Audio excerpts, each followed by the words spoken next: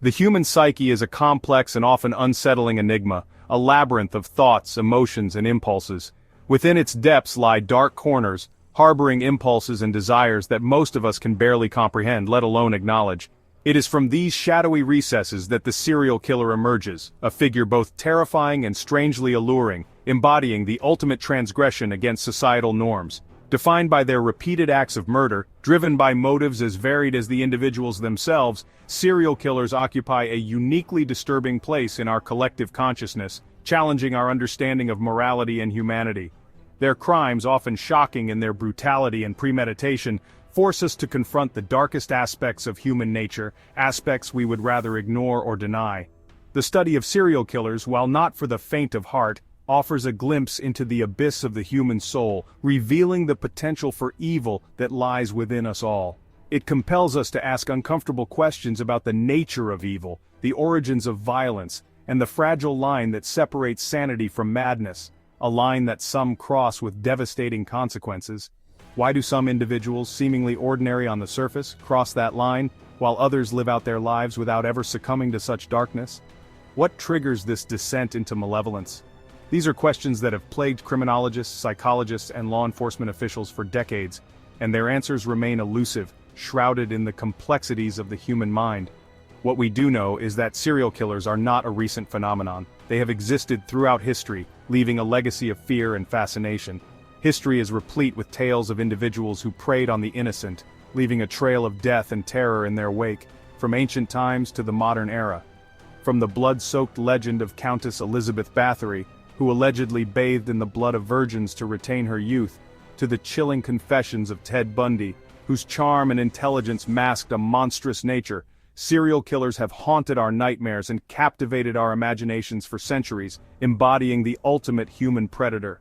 Their stories, though often horrifying, serve as a stark reminder of the capacity for evil that exists within us all, a capacity that can be triggered under certain circumstances.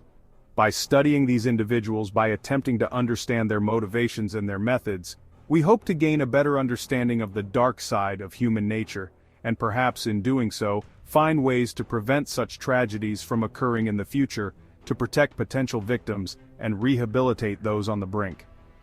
The quest to comprehend the serial killer is a journey into the heart of darkness, a journey fraught with peril, but also with the potential for profound insight, offering a deeper understanding of the human condition. The term most prolific itself presents a significant challenge when applied to serial killers. It is a term that carries weight, evoking a sense of dread and fascination in equal measure. How do we measure such a grim distinction? What criteria do we use to define the most prolific among those who commit such heinous acts? Is it simply a matter of body count, a cold and calculating assessment based solely on the number of lives taken, or is there more to it than just numbers? Are there other factors to consider, such as the brutality of the crimes, the killer's psychological profile, or the impact their actions had on society? Perhaps the sheer terror they instilled in their communities? The truth is, there is no easy answer. The complexity of human behavior and the myriad ways in which these crimes are committed make it difficult to pinpoint a single definition. The official records, often incomplete or inaccurate, especially when dealing with historical cases, can only provide a partial picture. Many details are lost to time, and the true extent of some killers' actions may never be known. Many serial killers, particularly those who preyed on marginalized communities or operated in less developed parts of the world, may have escaped detection altogether, their crimes lost to time and circumstance. These unrecorded atrocities add another layer of complexity to our understanding. Moreover, the very definition of a serial killer can be subject to debate. What one expert considers a serial killer, another might classify differently based on varying criteria. Some experts insist on a specific cooling-off period between murders, while others focus on the psychological motivations behind the crimes. These differing viewpoints can lead to vastly different conclusions. These differing interpretations can make it difficult to compare killers across different eras and cultures. What might be considered prolific in one context may not hold the same weight in another. Despite these challenges, the question of who holds the grim title of most prolific continues to fascinate us. It is a topic that captures the imagination and stirs deep emotions. It speaks to our primal fear of predators, our morbid curiosity about the extremes of human behavior, The stories of these killers serve as dark mirrors, reflecting the potential for evil within humanity. While we may never know for certain who holds the dubious honor, the search itself can shed light on the nature of serial violence and the enduring mystery of the criminal mind. It is a journey into the darkest corners of human nature, one that continues to intrigue and horrify in equal measure. In the annals of American crime, few names inspire as much chilling recognition as Samuel Little. His story is one of darkness and terror, a grim reminder of the evil that can lurk behind seemingly ordinary facades. With a staggering number of confirmed victims, Little has earned the grim distinction of being the most prolific serial killer in U.S. history, according to the FBI. His crimes spanned decades, leaving a trail of devastation and heartbreak in their wake. His life and crimes offer a chilling glimpse into the mind of a predator who operated with impunity for decades, targeting some of society's most vulnerable members. His ability to evade capture for so long only adds to the horror of his story. Born in 1940, Little's early life was marked by instability and neglect. His formative years were a series of disruptions and displacements, each one chipping away at his sense of self and morality.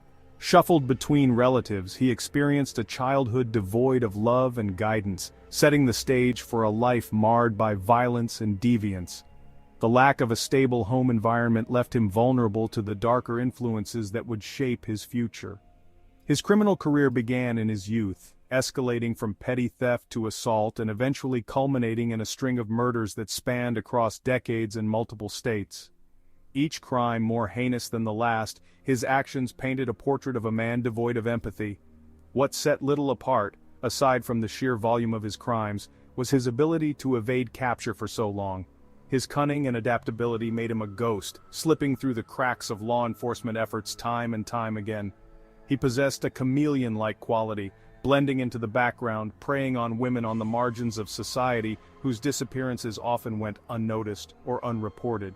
His victims were chosen with a calculated precision, ensuring they would not be missed. His victims, many of them involved in sex work or struggling with addiction, were easy targets, their lives deemed less valuable in the eyes of a society that often overlooked their plights. This societal neglect allowed Little to continue his reign of terror unchecked for far too long.